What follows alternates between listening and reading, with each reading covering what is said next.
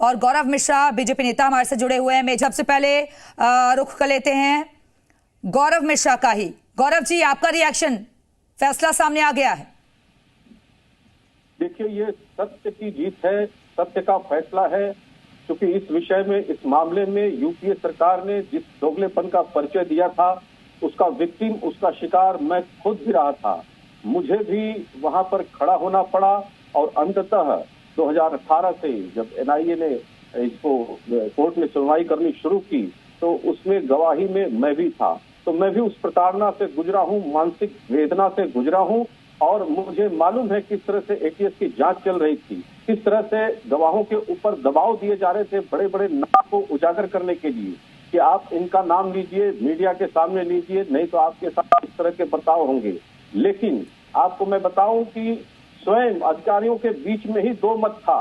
कुछ ऐसे थे जो गलत करने के लिए तैयार नहीं थे, कुछ ऐसे दो जो थे जो शासन के दबाव में कार्य कर रहे थे। लेकिन माननीय न्यायालय ने जिस तरह से आज फैसला दिया है, ये सत्य की विजय है, ये भारत के मूल आत्मा, मूल चेतना की विजय है। गौरव जी, लेकिन सवाल यही है, ओवैसी साहब भी यही सवाल कर रहे हैं, हाजी साहब भी यही सवाल कर रहे हैं कि भाई आपने सभी को अगर बरी कर दिया तो फिर 6 लोगों की मौत का जिम्मेदार कौन है?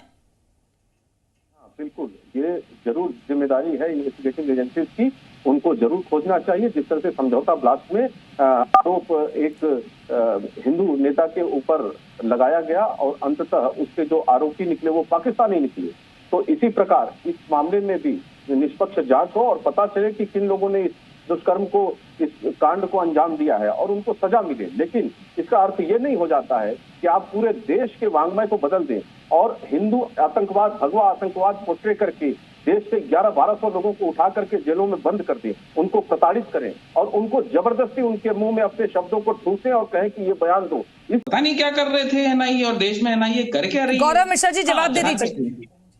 बिल्कुल बिल्कुल, एनआईए का सक्सेस रेट मोर देन 96% है, जिसकी ये बात कर रहे हैं, और दुनिया की तमाम एजेंसियों ने इसको तस्दीक किया है, सर्टिफाई किया है। और जिस एटीएस से जांच करा रहे थे यूपीए के कालखंड में, उस एटीएस ने निर्दोष लोगों को पूरे देश भर से उठाया था, उसमें से मैं भी एक था। मासूमों को तुम ले आए हो, ये कोर्ट ने कहा ना। मैं मुझे वो वेदना मालूम है, किस तरीके से दबाव डाला गया और किस तरीके से कहा गया कि इनका नाम लो, नहीं तो तुम्हें भी फंसाएंगे। और अंततः उनमें आपस में ही दो गुट हो गए, एक दूसरे के विरोधी बन गए, और उसका बेनिफिट ऑफ डाउट का कम से कम लाभ जो है इस तरह के लोगों को मिला जो उसमें निर्दोष थे। और कहीं ना कहीं जो 26/11 का मामला हुआ था, उससे पूरी तरह से मनोबल टूटा हुआ था और गलत तरीके से लोग नहीं चाहते थे कि निर्दोष लोगों को फंसाया जाए। लेकिन सरकार का दबाव था कि देश के लोगों को उठाकर, हिंदुओं को उठा करके हिंदू आतंकवाद का एक पोर्ट्रेट तैयार किया जाए और इनके ऊपर पूरी तरह से साबित किया था। उसी का सबूत है कि 26/11 की साजिश, आरएसएस की साजिश, ऐसी पुस्तक का विमोचन, ऐसे कार्यक्रम का विमोचन किया गया, एक नैरेटिव गढ़ा गया पूरी तरीके से। हिंदुओं से माफी मांगेगी कांग्रेस पार्टी, माफी मांगना चाहिए। ठीक है, आतंकवादी तक उन्हें कहा गया। गौरव मिश्रा, माफी के साथ मैंने बीच में आपको टोका था, आप अपनी बात पूरी कर लीजिए। देखिए, मैं यही कह रहा था कि ये कहते हैं कि आतंकवाद का धर्म नहीं होता, ये अफीम पिलाना बंद कर दें।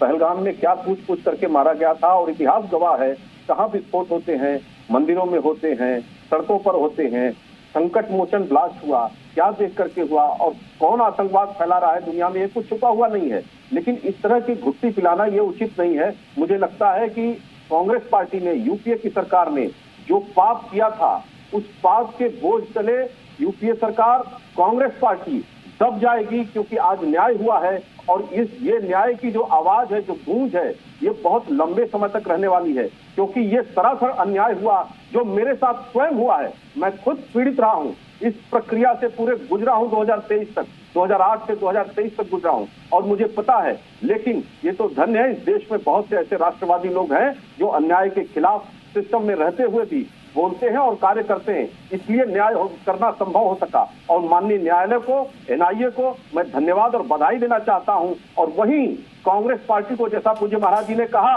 उनको माफी मांगना चाहिए, कान पकड़कर उठक बैठक करके माफी मांगना चाहिए। यही दिग्विजय सिंह गालियों की बौछार करते थे, अपशब्द बोलते थे, सुशील कुमार शिंदे गालियों की बौछार करते थे, चिदम्बरम जी वो पूरे देशवासियों को, जो धर्म की बात करता था, जो हिंदुत्व की बात करता था, उनको अपराधी साबित करने में लगे हुए थे। कम से कम आज ये न्याय हो चुका है।